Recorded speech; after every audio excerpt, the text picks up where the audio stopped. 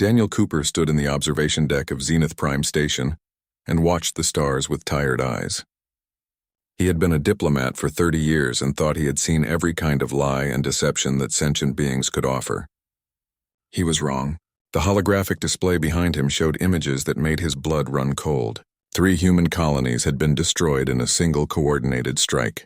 New Haven, with its population of 24,000 farmers and miners, was gone. Liberty Point, where 15,000 people had built a new life among the Red Mountains, was nothing but ash and melted metal.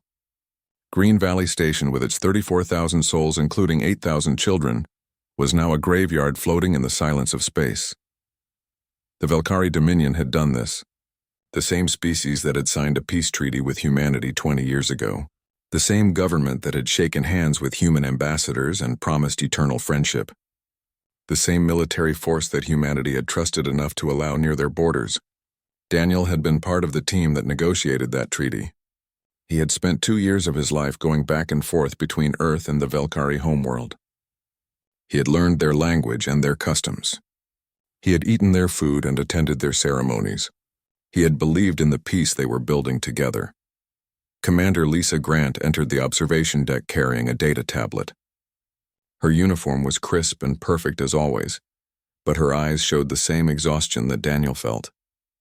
She had been reviewing the tactical data from the attacks for the past 18 hours without sleep. Lisa was the kind of officer who needed to understand every detail before she could accept what had happened. Daniel understood that need.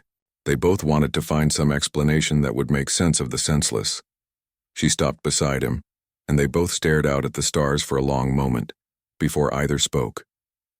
The station around them was busy with the sounds of crew members and other species, going about their daily routines. None of them knew yet what had happened on the frontier. The news was being carefully controlled until humanity decided how to respond. That decision would come soon. Daniel knew it would come from him. Lisa finally broke the silence. Her voice was steady, but Daniel could hear the anger underneath each word. She told him that the Velkari were calling it an accident. Their official statement claimed that a military exercise had gone wrong. 3 of their warships had somehow fired on civilian targets by mistake. They were deeply sorry for the loss of life. They were offering reparations of 10 million galactic credits to be distributed among the families of the deceased. Daniel turned to look at her. He asked if she believed it was an accident. Lisa met his eyes and slowly shook her head. She had reviewed the tactical data a dozen times. The Velkari warships had jumped into each system simultaneously. They had targeted the main population centers first. They had destroyed the communication arrays before firing on residential areas. They had made sure no distress signals could be sent until it was too late. Every action showed planning and coordination. This was no accident. This was murder. Daniel nodded slowly. He had expected that answer, but hearing it confirmed made something settle in his chest. A decision that had been forming for days finally crystallized into certainty. He asked Lisa how long it would take to mobilize the fleet. She looked surprised by the question. They were diplomats and military advisors stationed on a neutral space station. They had no authority to mobilize anything. That kind of decision came from Earth Command and the Civilian Council. But Daniel had already sent his recommendations to Earth 3 days ago. He had anticipated this moment. When intelligence reports first suggested that the Velkari were planning something, he had quietly begun preparing. He had contacted old friends in the military. He had reviewed deployment schedules and supply lines. He had made sure that certain ships were positioned in certain places at certain times, just in case. Just in case the piece he had spent years building turned out to be built on sand. Lisa checked her tablet and her eyes widened slightly. She told him that 12 carrier groups were already in position around Velkari space. They had been moving into place for the past 3 weeks under the guise of routine patrol rotations. Daniel had orchestrated it all. He had hoped desperately that he was wrong, that the intelligence was mistaken, that the Velkari would prove him a paranoid fool. But he had been right. And now 73,000 human beings were dead because he had not acted soon enough. He told Lisa to prepare a message for the Galactic Council. They would convene an emergency session within 24 hours. Humanity would present evidence of the Velkari attack. They would demand justice, and if the Council could not provide it, humanity would provide its own. Lisa asked what he meant by that. Her voice was careful. She knew Daniel well enough to understand that he was not speaking in hypotheticals. Daniel turned back to the window. Out there in the darkness, human warships were taking up positions around every major Velkari world. Captains were reviewing battle plans. Pilots were running combat simulations. Marines were checking their weapons and armor. The entire apparatus of human military power was winding up like a spring. All it needed was his word to release. He told Lisa that humanity had tried to join the galactic community as peaceful partners. They had accepted unfavorable treaty terms to prove their good intentions. They had traded away valuable resources to build trust. They had limited their own military expansion to avoid seeming aggressive. And in return, the Velkari had waited until they thought humanity was weak and complacent. Then they had struck at defenseless civilians. They had killed children. They had burned homes. They had thought humanity would accept some money and move on like this was just the cost of doing business in space. Daniel's reflection in the window showed a face that looked older than his 55 years. He said quietly that the Velkari were about to learn something that humanity had known for centuries. That kindness was not weakness. That patience was not cowardice. That the willingness to talk before fighting did not mean the inability to fight when talking failed. Humanity had been fighting wars for thousands of years before they reached the stars. They had refined the art of violence to a degree that the galactic community could not comprehend, because most species had never needed to become so good at it. Lisa stood beside him in silence. She had served with Daniel long enough to know that he did not make threats he could not back up. She had also served in enough combat zones to know what was coming. The Velkari had started something they did not understand. They had broken a treaty with the one species in the galaxy that took treaties seriously, because they understood exactly what happened when treaties failed. When diplomacy ended, war began, and humanity was very, very good at war. Daniel told her to send the message to the council. They would convene tomorrow. The Velkari would be given one chance to surrender those responsible and submit to justice, one chance to avoid what was coming. He did not expect them to take it. Species that murdered civilians were rarely wise enough to accept accountability, but humanity would offer the chance anyway, because that was what civilized people did. They followed the rules right up until the moment that following the rules meant letting murderers go free. Lisa left to send the message. Daniel remained at the window watching the stars. Somewhere out there in the darkness, 73,000 ghosts were waiting for justice. He would not fail them. The Galactic Council chamber was built to impress and intimidate in equal measure. 43 species had representatives seated in curved rows that rose up toward a domed ceiling, painted with stars. Each delegation had its own section with specialized atmosphere controls and gravity adjustments. The Velkari delegation sat in the upper left section where the temperature was kept cool and the air was thin. Ambassador Korath preened his crystalline feathers and spoke quietly with his aides. He looked confident and relaxed. He had no reason to think this session would be any different from the hundreds of others he had attended over his long career. Daniel Cooper walked into the chamber with Lisa Grant at his side. He carried no notes and no data tablets. Everything he needed was already loaded into the chamber's central display system. He had spent the previous night reviewing the evidence one more time, making sure every detail was correct, making absolutely certain that what he was about to do was justified. The faces of 73,000 dead people had stared at him from his quarters wall until dawn. Their deaths demanded more than words, but words were where justice had to start. The council chairman called the session to order. He was a Valorian named Krath who had held the position for 15 cycles. His species resembled large floating jellyfish with bioluminescent patterns that indicated emotion. Right now his patterns showed calm blue and green. That would change soon. Krath asked Daniel to present the human petition. His tone suggested he expected this to be routine. A complaint about trade routes or mining rights, something that could be handled with a few compromises and a scheduled follow-up meeting. Daniel activated the central display. The holographic projector filled the space above the council floor with images from New Haven Colony. Buildings that had been homes and schools and hospitals were now just slay. And the agricultural domes that had fed 24,000 people were shattered and open to vacuum. Bodies floated in the debris field. Some of them were so small they could only be children. The council chamber fell silent. Even species that had seen war before were shocked by the totality of the destruction. Daniel let the images speak for themselves for a full minute. Then he switched to Liberty Point. The red mountains that colonists had loved were now scorched black. The mining facilities were gone. The residential complexes were gone. Everything was gone. He showed them Green Valley Station.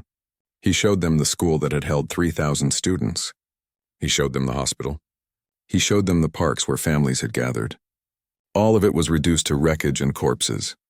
Korath stood up in his section. His translator rendered his clicking speech into common language.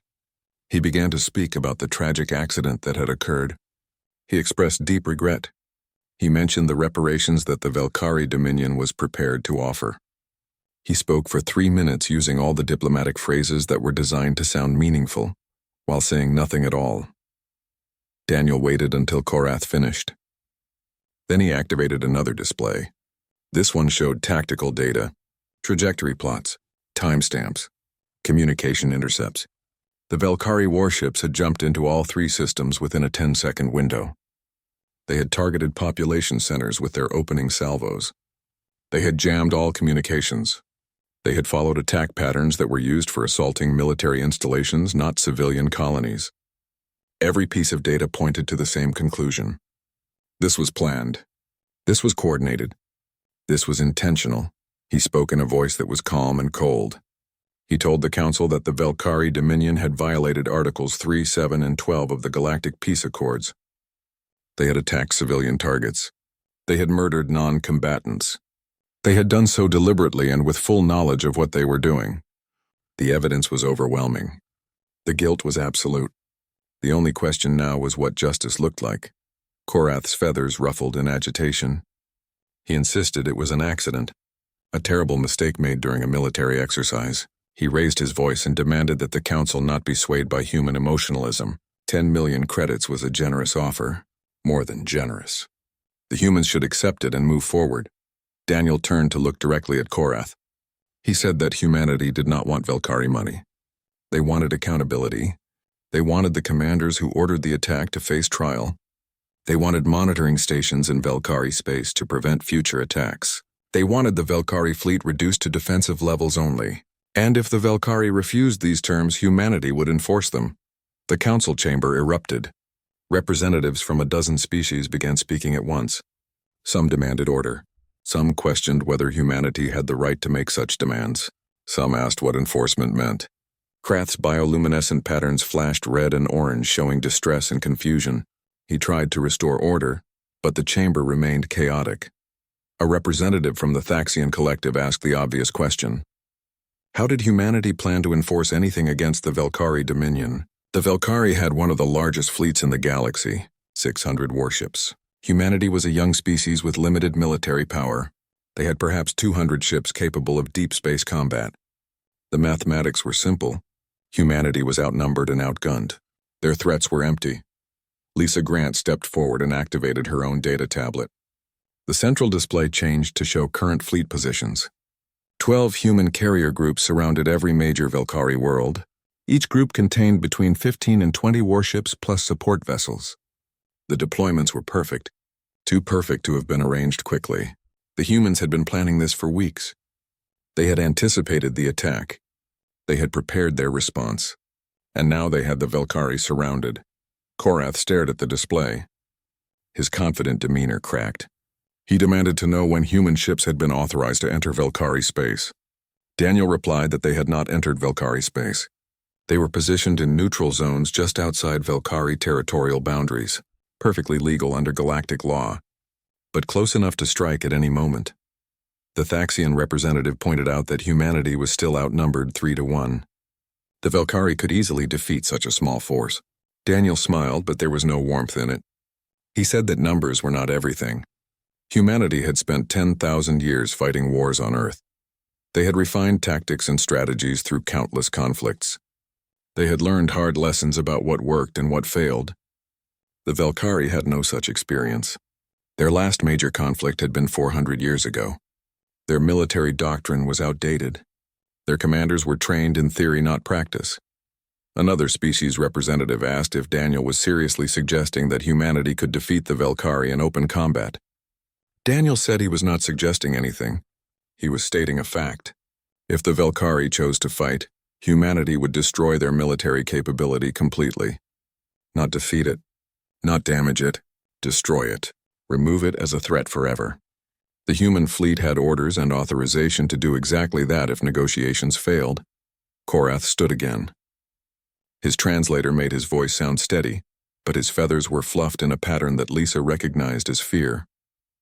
He said that threatening council members was forbidden, that humanity would be censured, that other species would unite against such aggression. Daniel listened to this speech with no expression on his face. When Korath finished, Daniel spoke again. He reminded the council that humanity had not fired a single shot. They had not crossed any borders. They had not violated any laws. They had simply positioned their forces in international space and made an offer. The Velkari could accept justice peacefully or they could face it by force.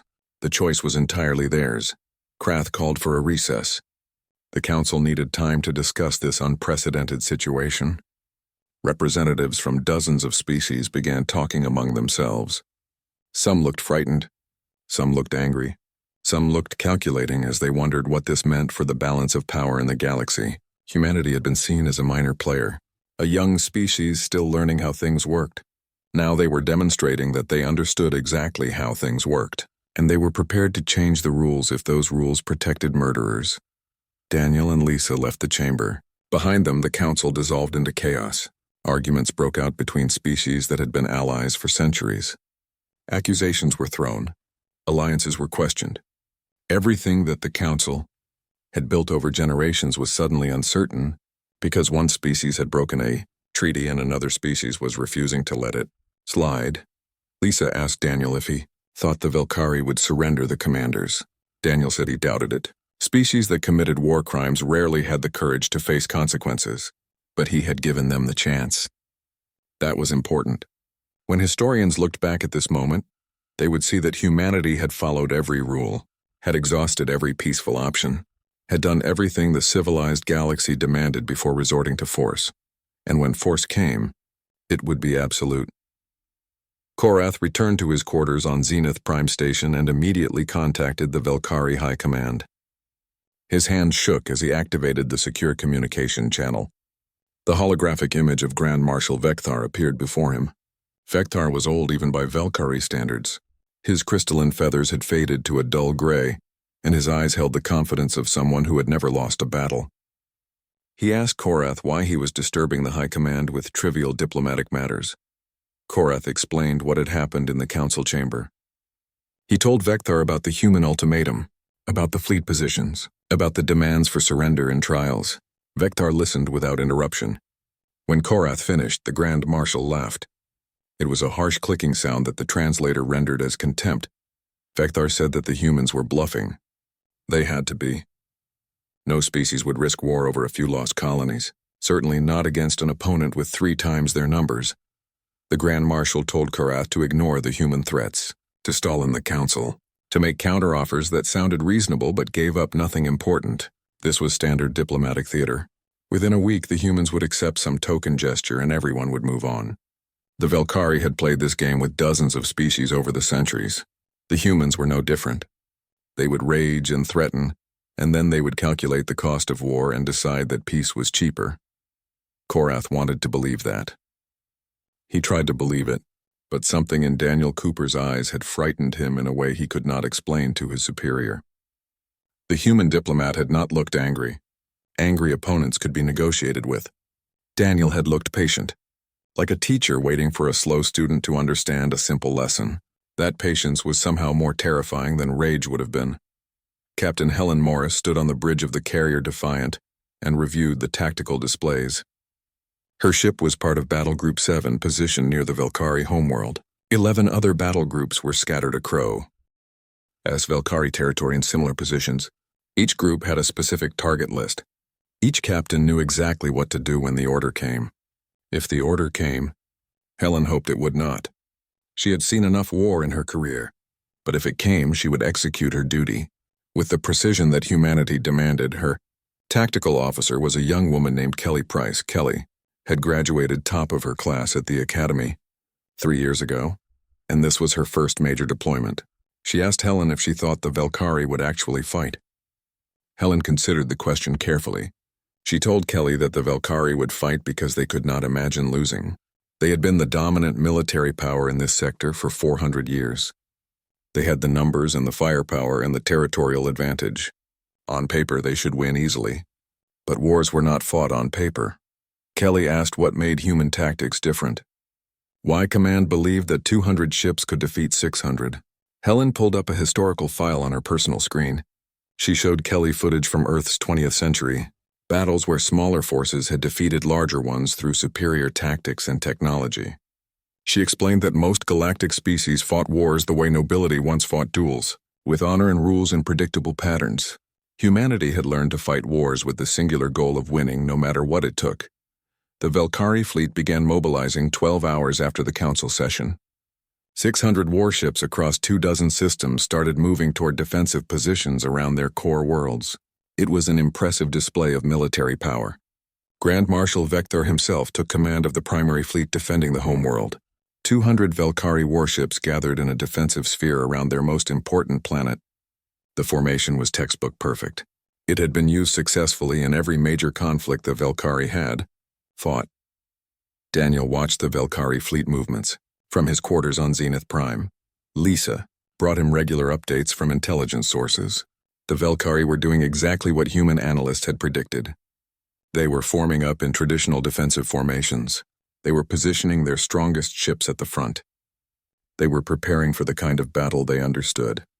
A slow, methodical engagement where both sides would exchange fire until one side's morale broke and they retreated. Daniel sent a final message to Earth Command. The Valkyrie had refused the ultimatum. They had not surrendered the commanders responsible for the colony attacks. They had not agreed to monitoring or fleet reductions. They had instead mobilized for war. The choice had been made, not by humanity but by the Valkyrie themselves. Now humanity would respond with the full weight of its military capability. The authorization came back within an hour. Earth's civilian government and military command were in complete agreement. The Valkyrie had committed an act of war. They had murdered human civilians. They had violated a peace treaty. They had rejected reasonable demands for justice. Therefore, humanity was authorized to use all necessary force to achieve its objectives. Those objectives were simple: destroy the Valkyrie military capability, ensure they could never threaten human colonies again, make an example that would be remembered by every species in the galaxy. Helen Morris received her orders at 600 station time. The attack would begin at 800. Her battle group would strike the Valkyrie homeworld defense fleet. 9 other battle groups would hit targets across Valkyrie space simultaneously. 2 groups would remain in reserve. The coordination required was enormous. Ships separated by dozens of light years would need to attack at exactly the same moment. It was the kind of operation that most species could not even attempt. But humanity had been coordinating complex military operations since before they left Earth. They had systems and procedures and technologies that other species had never needed to develop. The humans did not fight wars for honor or territory. They fought to win, and that meant planning everything down to the smallest detail. Kelly Price checked her tactical board for the 100th time. Everything was ready. Weapons were charged. Shields were calibrated. Crews were at battle stations. Around her, the bridge crew worked with calm efficiency. Nobody was shouting or panicking. They were professionals doing a job they had trained years to do. Kelly felt her heart racing, but she kept her hands steady on the controls. Helen addressed her crew over the ship-wide channel.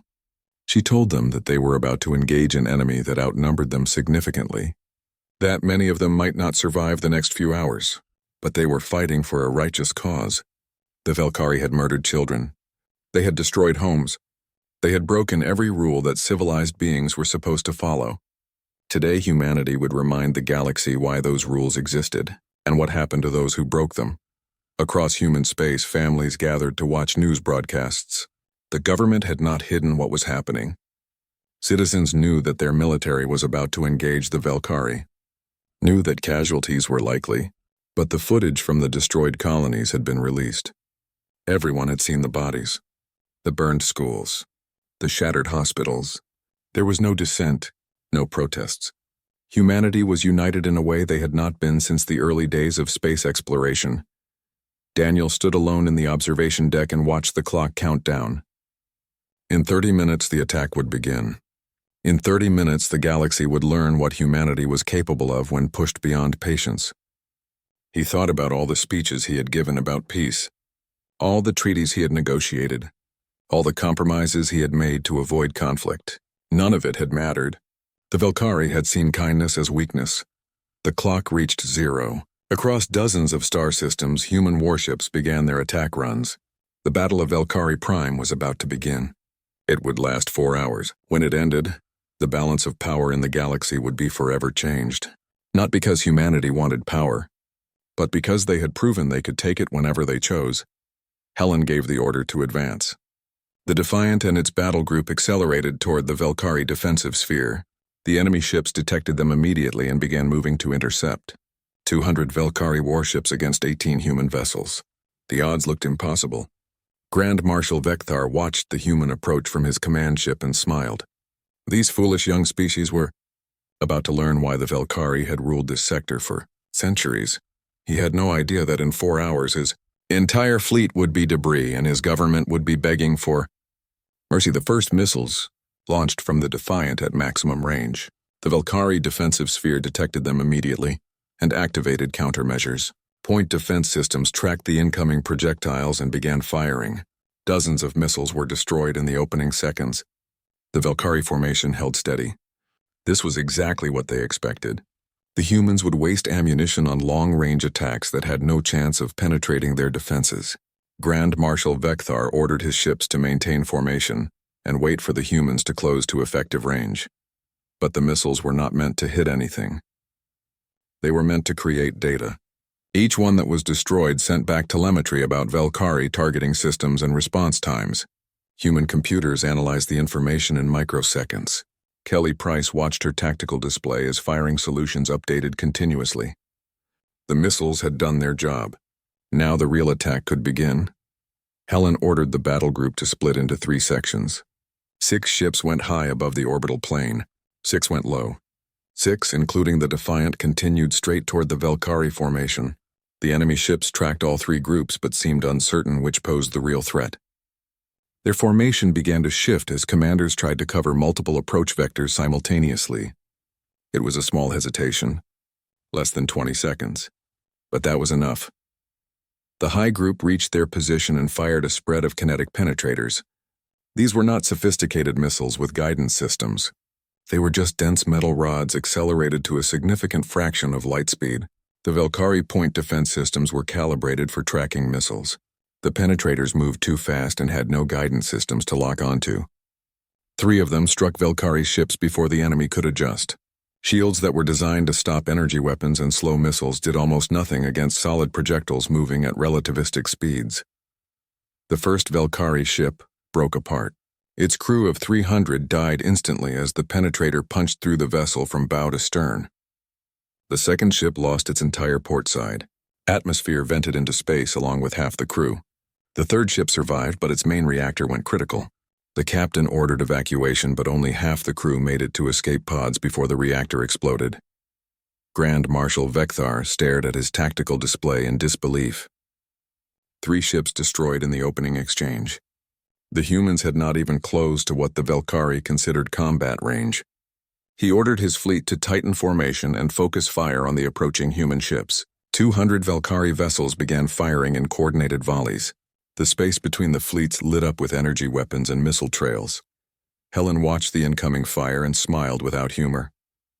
The Velkhari were doing exactly what human doctrine predicted. They were firing in mass volleys designed to overwhelm shields through sheer volume. It worked well again. So opponents who fought the same way. But human ships were not designed like Velkhari ships. They were smaller and faster with more maneuverable drives. As the Velkhari barrage approached, the human vessels scattered. Each ship broke in a different direction at maximum acceleration. The Velkhari fire control systems tried to track them, but the targeting solutions were designed for opponents who maintained formation. The mass volley that should have destroyed several human ships instead hit empty space. A few shots connected, but human shields were concentrated and angled to deflect rather than absorb. 2 ships took minor damage. None were destroyed. The low group of human ships used the distraction to close distance. They came up from below the orbital plane where the Valkyrie formation was weakest. Lieutenant Greg Stevens commanded a destroyer called the Ranger in this group. He had studied historical naval battles from Earth's oceans. His favorite was an ancient battle where a smaller fleet had attacked from the sun to blind their enemies. He could not use the sun here, but he could use the planet's gravity well. Greg ordered his ship to dive toward the planet at full thrust. His crew protested that they were moving too fast, that the gravity would tear them apart if they got too close. Greg told them to trust the math. Human ships were built with stronger hulls and better inertial dampeners than Valkyrie vessels, because humans had tested their ships in harsher conditions. Earth's gravity was stronger than most civilized worlds. Human engineers built everything to survive worst-case scenarios. The Ranger skimmed through the upper atmosphere of Valkyrie Prime. The hull temperature spiked, but held. The ship's trajectory bent around the planet and shot back up toward the enemy formation from directly below. The Valkyrie ships above them could not fire without risking hits on their own homeworld. Greg's ship and the 5 others with him had a clear shot at the underside of the enemy formation, where shields were weakest. They fired everything. Missiles and kinetic rounds and energy weapons all launched in a coordinated barrage. At this range and angle, the Valkyrie could not miss being hit. 8 enemy ships took catastrophic damage. 5 more were severely damaged and broke formation. The underside of the Valkyrie defensive sphere collapsed as ships tried to maneuver away from the unexpected attack angle. Grand Marshal Vekthar realized with growing horror that his formation was failing. The humans were not fighting like any opponent he had faced before. They were not trading shots in orderly lines. They were moving constantly and attacking from unexpected angles. They were using the terrain of space itself as a weapon. His ships were more powerful individually, but the humans were fighting as a coordinated whole while his forces were reacting piecemeal. He ordered his fleet to abandon the defensive sphere and pursue the human ships. If they could catch the smaller vessels and bring their superior numbers to bear in close combat, then the advantage would shift. 200 Valkyrie ships broke formation and began chasing 18 human vessels. On paper, it should have been a slaughter. But the humans had planned for this too. Helen ordered all 3 groups to form up and run, not away from the Valkyrie fleet, but toward it at an angle. The human ships came together into a loose formation and accelerated directly across the face of the pursuing enemy. The Valkyrie ships turned to follow, but human vessels were faster. They stayed just ahead of the Valkyrie weapons range and forced the enemy to chase them in a long curve around the planet. Kelly Price understood what Helen was doing. They were stringing out the Valkyrie formation, making them chase in a long line instead of maintaining their numbers advantage. The fastest Valkyrie ships pulled ahead while the slower ones fell behind. What had been a unified fleet became a stretched-out procession of vessels spread across thousands of kilometers. The human formation suddenly split again. Half the ships, including the Defiant, pulled a hard turn and decelerated. The Valkyrie ships that had been chasing them shot past, unable to slow down quickly enough. In that moment, the humans turned the chase around. Now they were behind the leading edge of the Valkyrie fleet. Helen ordered all weapons to fire at the rearmost enemy ships. The lead Valkyrie vessels tried to turn back, but their momentum carried them forward. The middle section of their fleet tried to engage the humans, but found themselves taking fire from multiple angles. The rear section was cut off and outnumbered. Greg Stevens and his group came back around the planet for a second pass. They hit the confused Valkyrie middle section from below again. The Valkyrie fleet was no longer a fleet. It was a mob of individual ships trying to respond to threats from every direction. Captains issued conflicting orders. Some tried to retreat, some tried to press the attack, some tried to reform a defensive position. The lack of unified command turned their numbers into a liability. Ships collided trying to maneuver. Weapons fire from Valkyrie vessels hit other Valkyrie vessels as often as it hit humans. Grand Marshal Vekthar tried to restore order, but his communications were jammed by human electronic warfare. He could see his fleet falling apart on the tactical display, but could not coordinate a response. Individual ship captains were making their own decisions. Some were good decisions, some were terrible, but none of them were part of a unified strategy. Helen pressed the attack. Her battle group focused fire on damaged enemy vessels, finished the wounded before engaging fresh opponents. It was a brutal calculus, but it worked. Every Valkyrie ship destroyed was one less gun shooting back. The humans methodically eliminated enemy vessels one by one. The Valkyrie tried to mass fire, but could not coordinate their targeting. Human ships dodged and weaved while maintaining their own firing solutions. 3 hours into the battle, the Velkari formation was shattered. 60 of their ships were destroyed. Another 40 were damaged too badly to fight. The rest were scattered across the orbital space trying to regroup. Human losses were minimal. 2 ships had taken heavy damage and withdrawn. 1 destroyer had been destroyed with most of its crew evacuated. The exchange rate was devastating. Grand Marshal Vekthar finally accepted what his tactical board was showing him. His fleet was beaten, not defeated in an honorable engagement, but systematically dismantled by an opponent that fought with a ruthlessness he had never imagined. He opened a channel to all Velkari ships and ordered them to cease fire and withdraw. Some captains obeyed. Others kept fighting out of pride or desperation. Helen gave them one chance to surrender. Those who took it were allowed to leave. Those who kept fighting were destroyed. The Galactic Council reconvened 3 days after the Battle of Velkari Prime. The chamber was quieter than anyone could remember. Representatives sat in their sections without the usual chatter and negotiations that preceded formal sessions. Everyone had seen the reports. The Velkari fleet had been destroyed. Not defeated or damaged, but effectively eliminated as a fighting force. Across 24 star systems, human battle groups had executed their missions with brutal efficiency. The species that had ruled this sector for 4 centuries no longer had a military capable of defending its own territory. Daniel Cooper entered the chamber with Lisa Grant beside him. He looked exactly as he had 3 days earlier, calm and composed. His uniform was pressed and perfect. His expression showed neither triumph nor regret. He walked to the human delegation section and stood waiting for the session to begin. Other representatives watched him with expressions ranging from fear to respect to barely concealed anger. The balance of power in the galaxy had shifted and everyone knew it. Chairman Krath called the session to order. His bioluminescent patterns flickered nervously between colors. He had held this position for 15 cycles and prided himself on maintaining order and dignity in council proceedings. But nothing in his long career had prepared him for this situation. A young species had just destroyed the fleet of an established power. The rules that had governed galactic relations for generations suddenly seemed fragile and inadequate. Ambassador Korath was not present.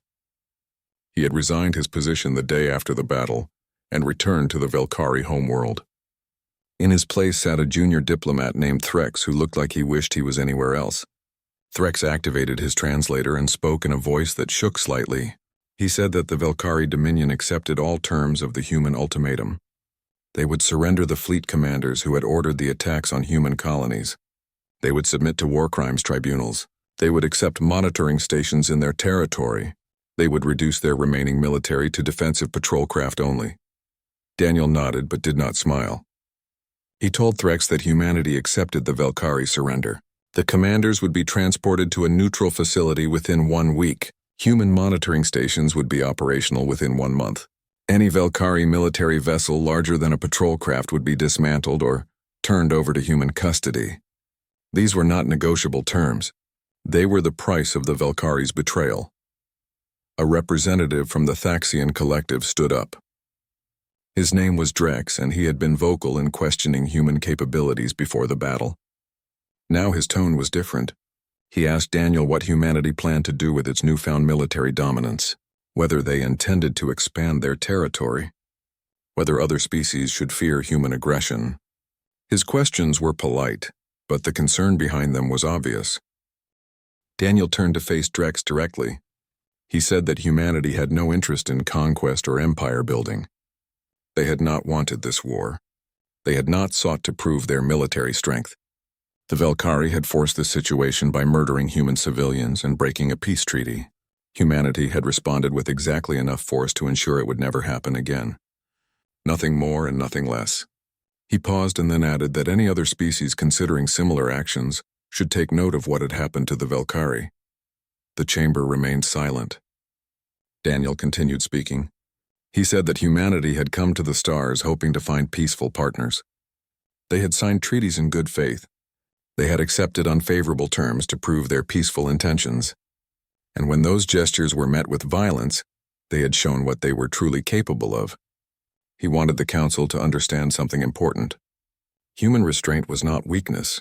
Human preference for diplomacy was not inability to fight. Humanity could be the best friend or the worst enemy any species ever had.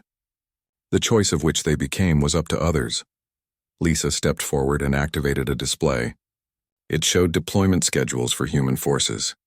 Battle groups were already withdrawing from Velkari space.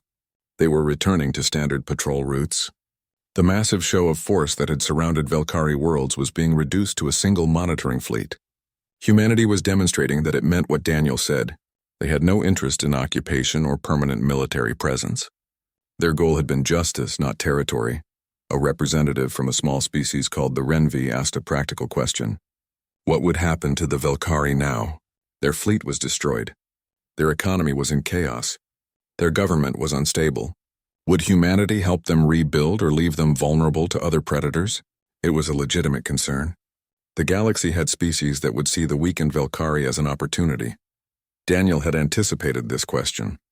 He said that humanity would guarantee Velkari security for the next 10 years. Any species that attempted to take advantage of their weakened state would face the same response the Velkari themselves had faced. Human monitoring stations would serve dual purposes. They would ensure the Velkari kept their commitments and they would protect Velkari territory from external threats. After 10 years, the situation would be reevaluated. If the Velkari had honored their agreements and demonstrated peaceful intentions, human forces would withdraw completely. This surprised many in the council. They had expected humanity to either abandon the Velkari or establish permanent control. Daniel's approach was different. Punishment but also protection. Accountability but also opportunity for redemption. It was a more nuanced response than most galactic conflicts produced. Wars usually ended with the loser either destroyed or subjugated. Humanity was offering a third option. Chairman Krath asked if there were any objections to the terms Daniel had outlined. No one spoke. Even species that might have protested under normal circumstances remained silent.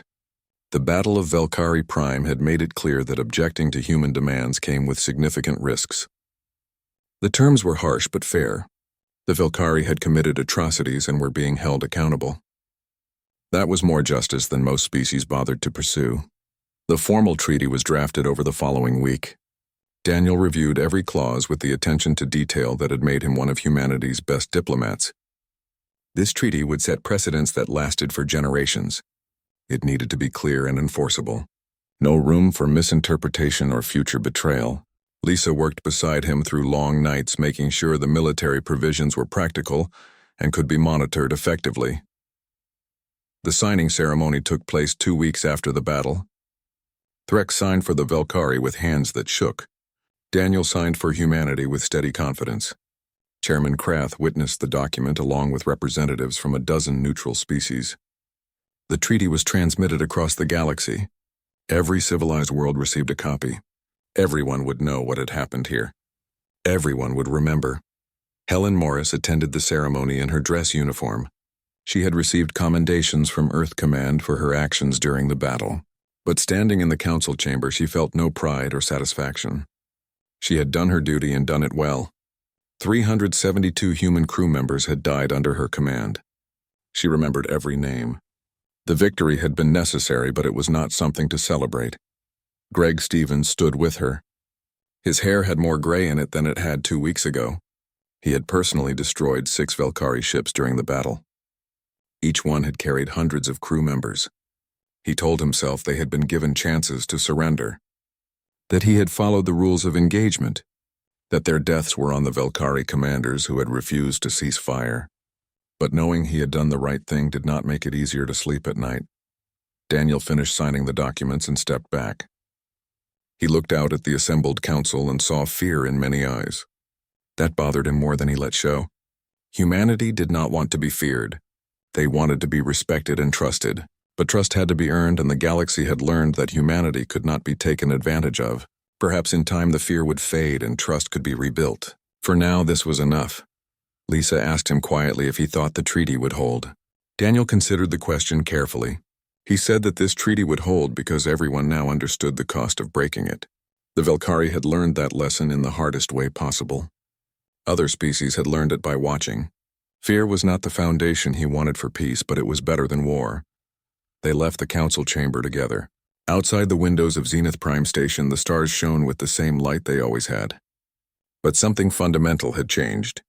Humanity had proven itself on the galactic stage, not as victims or junior partners, but as equals who demanded respect. The galaxy would adjust to this new reality. Some species would become closer allies, knowing that humanity kept its word and defended its friends. Others would keep their distance, uncertain what to make of this fierce young species. Daniel did not care what other species thought, as long as they left human colonies alone. He had not become a diplomat to make friends. He had become a diplomat to protect his people, and he had just demonstrated that he would use any tool available to accomplish that mission. Diplomacy when possible, force when necessary. The galaxy had seen both now. He thought about the 73,000 people who had died in the Velkari attacks. The treaty would not bring them back. Nothing would. But perhaps their deaths had bought something valuable. A galaxy that understood humanity would not accept being victims. A future where treaties were honored because the cost of breaking them was too high. A chance for real peace built on mutual respect rather than convenient lies. It was not the peace he had hoped for when he first came to the stars. But it was the peace that was possible now. And Daniel Cooper had learned long ago to work with what was possible rather than what was perfect.